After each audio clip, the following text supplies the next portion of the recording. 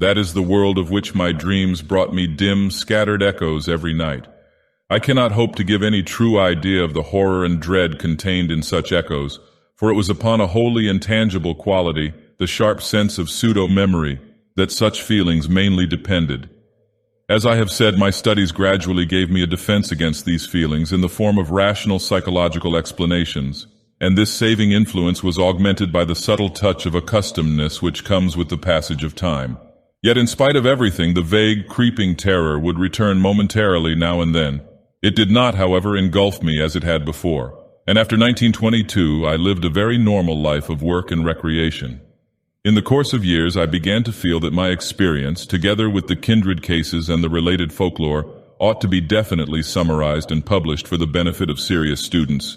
Hence I prepared a series of articles briefly covering the whole ground and illustrated with crude sketches of some of the shapes, scenes, decorative motifs, and hieroglyphs remembered from the dreams. These appeared at various times during 1928 and 1929 in the Journal of the American Psychological Society, but did not attract much attention. Meanwhile, I continued to record my dreams with the minutest care, even though the growing stack of reports attained troublesomely vast proportions. On July 10, 1934, there was forwarded to me by the Psychological Society the letter which opened the culminating and most horrible phase of the whole mad ordeal. It was postmarked Pilbara, Western Australia, and bore the signature of one whom I found upon inquiry to be a mining engineer of considerable prominence. Enclosed were some very curious snapshots.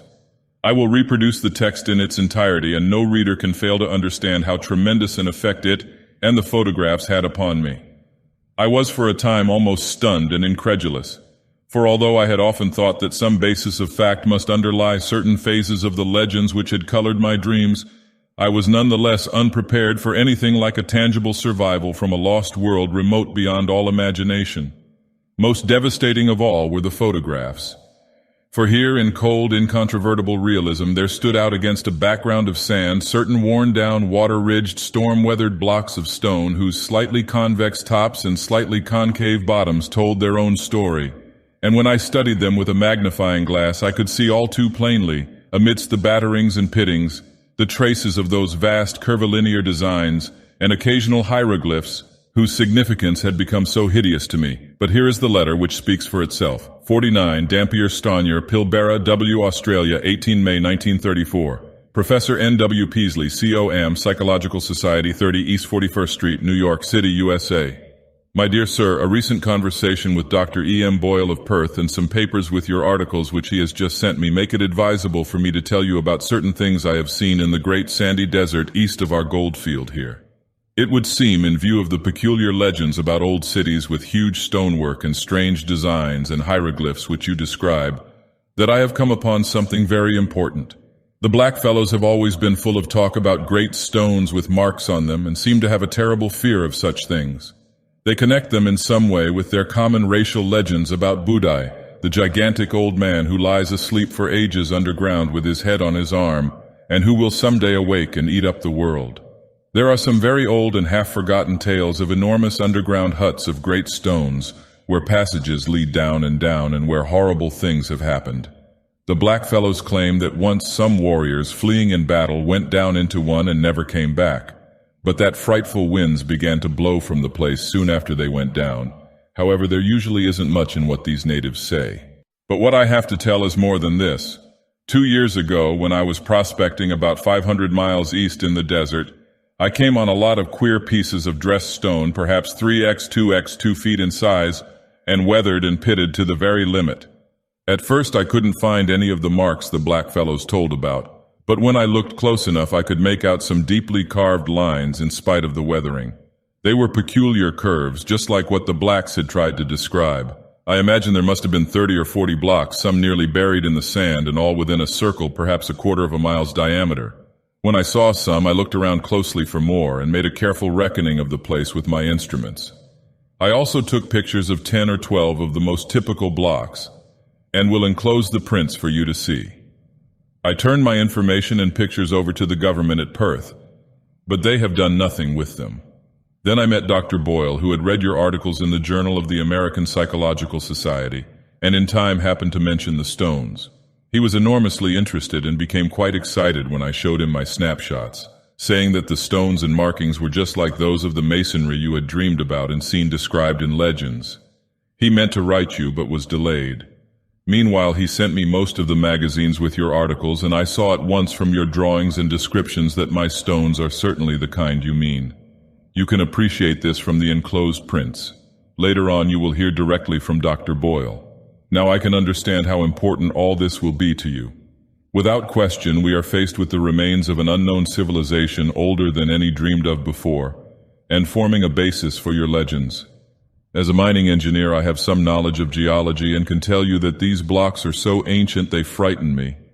They are mostly sandstone and granite, though one is almost certainly made of a queer sort of cement or concrete.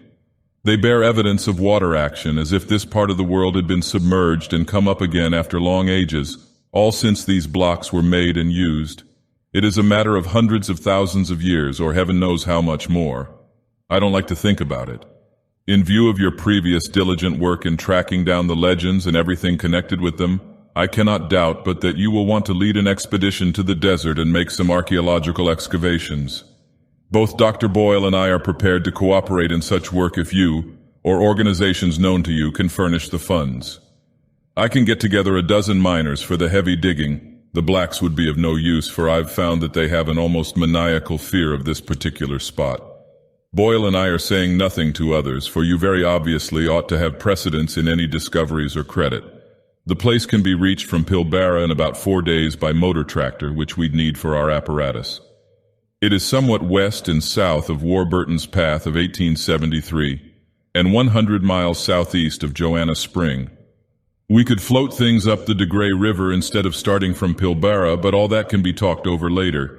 Roughly, the stones lie at a point about 22 degrees 314 south latitude, 125 degrees 039 east longitude. The climate is tropical, and the desert conditions are trying. Any expedition had better be made in winter, June or July or August. I shall welcome further correspondence upon this subject, and am keenly eager to assist in any plan you may devise. After studying your articles, I am deeply impressed with the profound significance of the whole matter.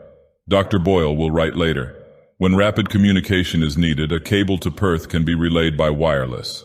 Hoping profoundly for an early message, believe me, most faithfully yours, Robert B. F. Mackenzie. Of the immediate aftermath of this letter, much can be learned from the press. My good fortune in securing the backing of Miskatonic University was great, and both Mr. Mackenzie and Dr. Boyle proved invaluable in arranging matters at the Australian end. We were not too specific with the public about our objects, since the whole matter would have lent itself unpleasantly to sensational and jocose treatment by the cheaper newspapers. As a result, printed reports were sparing, but enough appeared to tell of our quest for reported Australian ruins and to chronicle our various preparatory steps. Professors William Dyer of the college's geology department, leader of the Miskatonic Antarctic expedition of 1930-31, Ferdinand C. Ashley of the Department of Ancient History, and Tyler M. Freeborn of the Department of Anthropology, together with my son Wingate, accompanied me. My correspondent Mackenzie came to Arkham early in 1935 and assisted in our final preparations.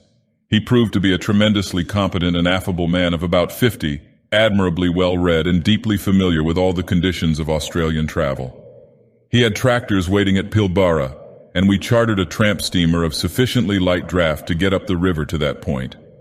We were prepared to excavate in the most careful and scientific fashion, sifting every particle of sand and disturbing nothing which might seem to be in or near its original situation.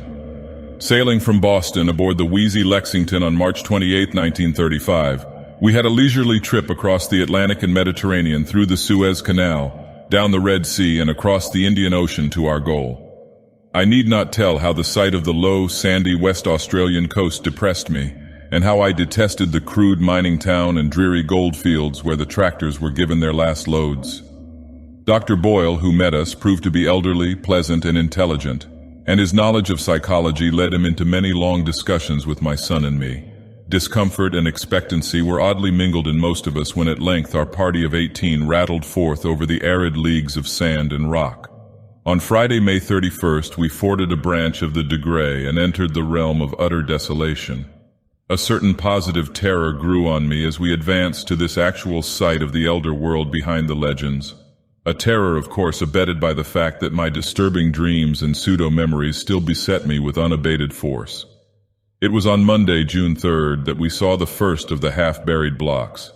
I cannot describe the emotions with which I actually touched, in objective reality, a fragment of cyclopean masonry in every respect like the blocks in the walls of my dream buildings.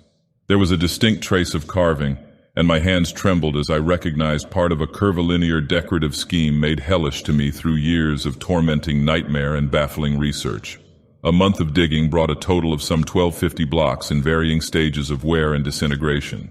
Most of these were carven megaliths with curved tops and bottoms. A minority were smaller, flatter, plain-surfaced, and square or octagonally cut, like those of the floors and pavements in my dreams, while a few were singularly massive and curved or slanted in such a manner as to suggest use in vaulting or groining, or as parts of arches or round window casings. The deeper and the farther north and east we dug, the more blocks we found, though we still failed to discover any trace of arrangement among them. Professor Dyer was appalled at the measureless age of the fragments, and Freeborn found traces of symbols which fitted darkly into certain Papuan and Polynesian legends of infinite antiquity. The condition and scattering of the blocks told mutely of vertiginous cycles of time and geologic upheavals of cosmic savagery. We had an aeroplane with us, and my son Wingate would often go up to different heights and scan the sand and rock waste for signs of dim, large-scale outlines, either differences of level or trails of scattered blocks. His results were virtually negative, for whenever he would one day think he had glimpsed some significant trend, he would on his next trip find the impression replaced by another equally insubstantial, a result of the shifting, wind-blown sand. One or two of these ephemeral suggestions, though, affected me queerly and disagreeably. They seemed, after a fashion, to dovetail horribly with something which I had dreamed or read, but which I could no longer remember.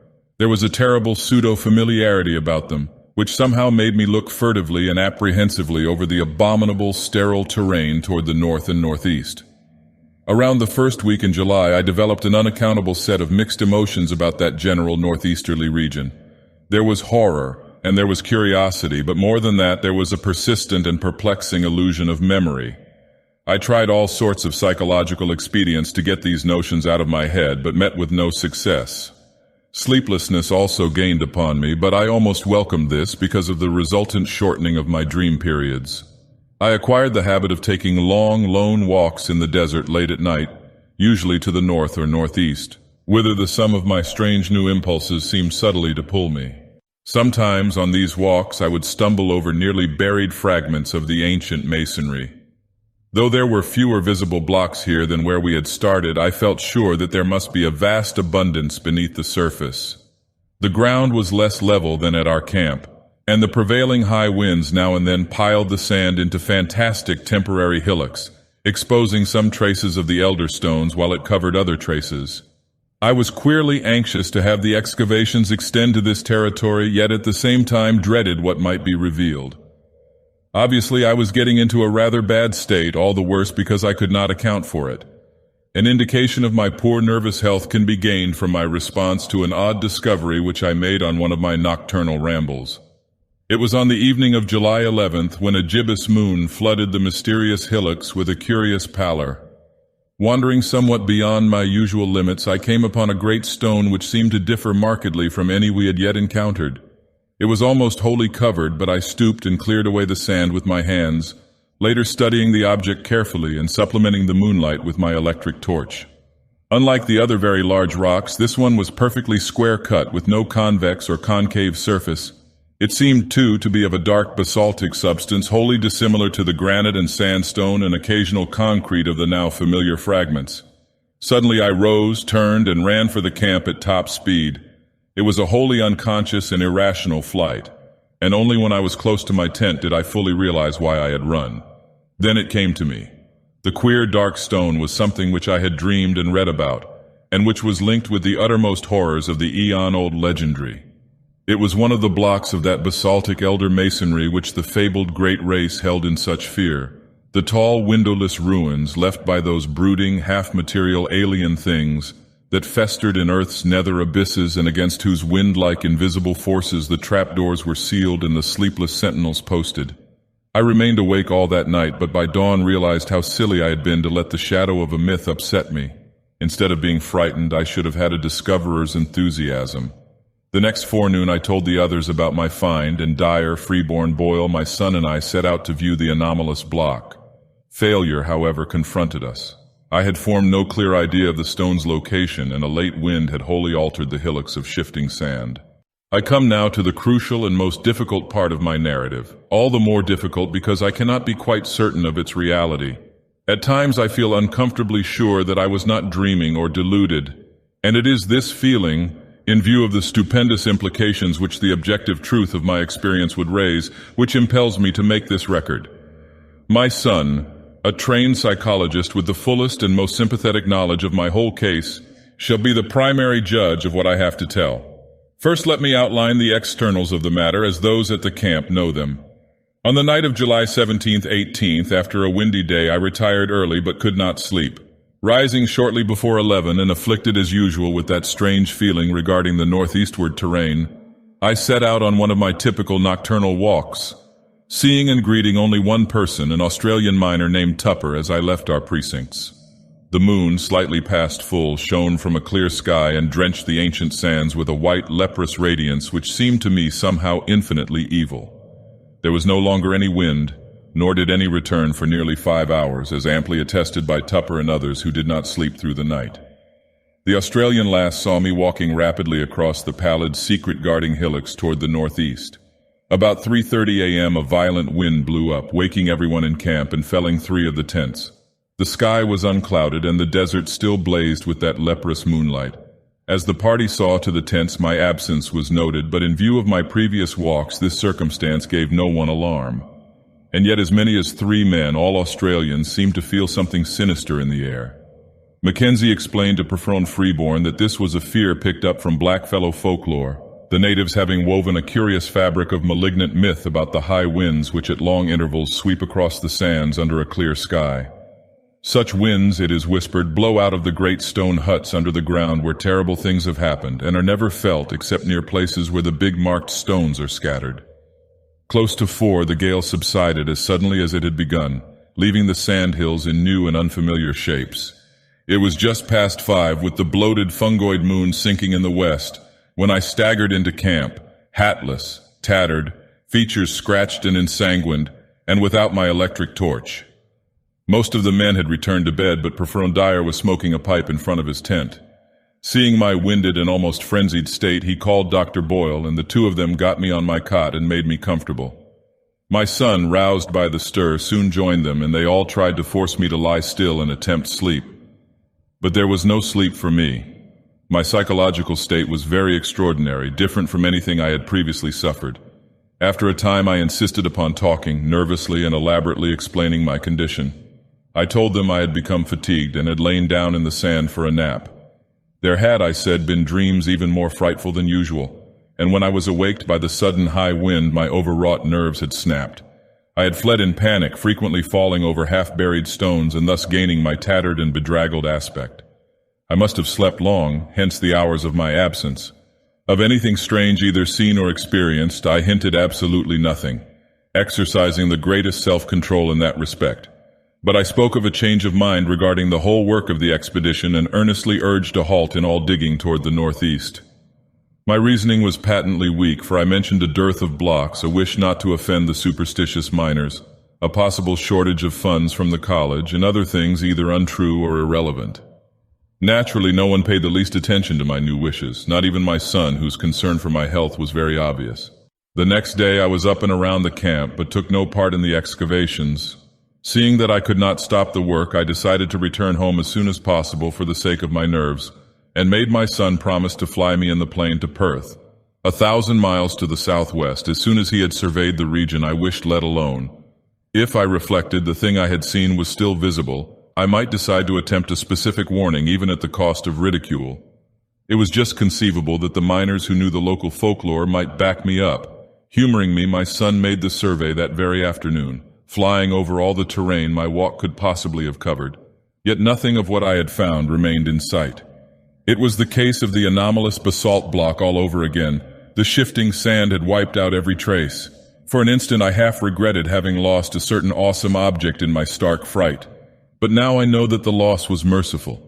I can still believe my whole experience an illusion, especially if, as I devoutly hope, that hellish abyss is never found.